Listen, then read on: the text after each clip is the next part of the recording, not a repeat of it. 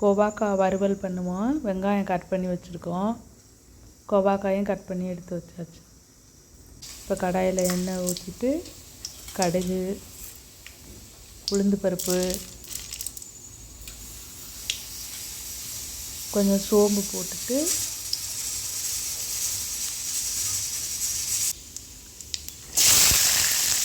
வெங்காயம் போட்டுருவோம்.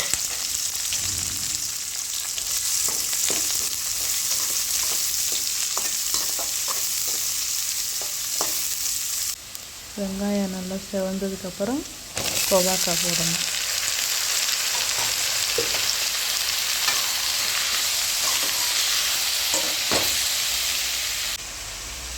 உப்பு கொஞ்சம் போட்டுக்கலாம்.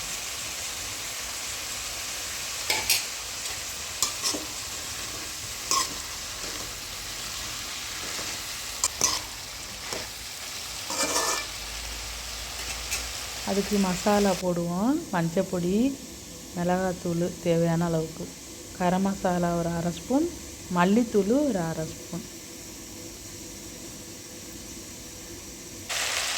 இது வந்து இந்த கோவாக்காயில் இந்த மசாலாவை போட்டுருவோம்.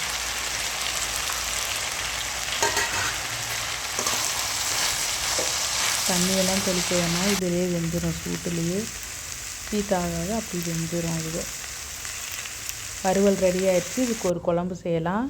1 ஸ்பூன் மிளகாத்தூள், 15 பல் பூண்டு அரைக்கிறதுக்கு எடுத்து வச்சுருக்கேன். 1/2 லிட்ரு தயிர் எடுத்து வச்சுருக்கிறோம். வெங்காயம் கட் பண்ணி வச்சுருக்கோம். கருவேப்பிலை தாளிக்கிறதுக்கு.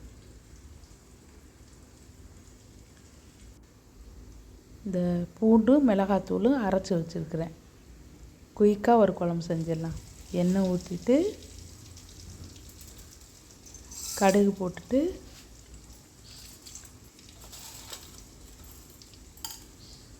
உளுந்து பருப்பு போடுவோம். பொரிஞ்சதுக்கப்புறம்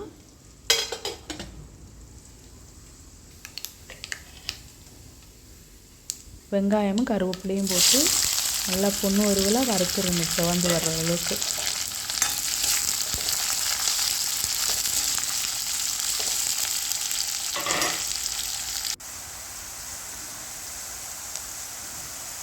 நல்லா வதங்கினதுக்கப்புறம் மிக்சியில் அரைச்சி வச்சுருக்கோம்ல பூண்டு 15 பல், 1 ஸ்பூன் மிளகாத்தூள், அதை இதில் ஊற்றி பச்சை வாசனை போகிற அளவுக்கு அதை நல்லா வதக்கிடணும்.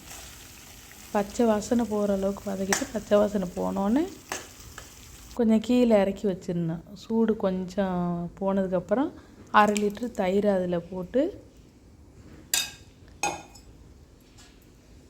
தேவையான அளவுக்கு உப்பு போட்டுட்டு அதை நல்லா கிளறி விடணும். தான் எல்லாம் ஒன்றும் சேர்கிற மாதிரி அப்படி கிளறி விட்டோம்னா தண்ணியெல்லாம் சேர்க்கக்கூடாது. இதுதான் சாப்பாடு. சுடு சாப்பாட்டில் போட்டு சாப்பிடணும். நல்லா டேஸ்ட்டாக இருக்கும்.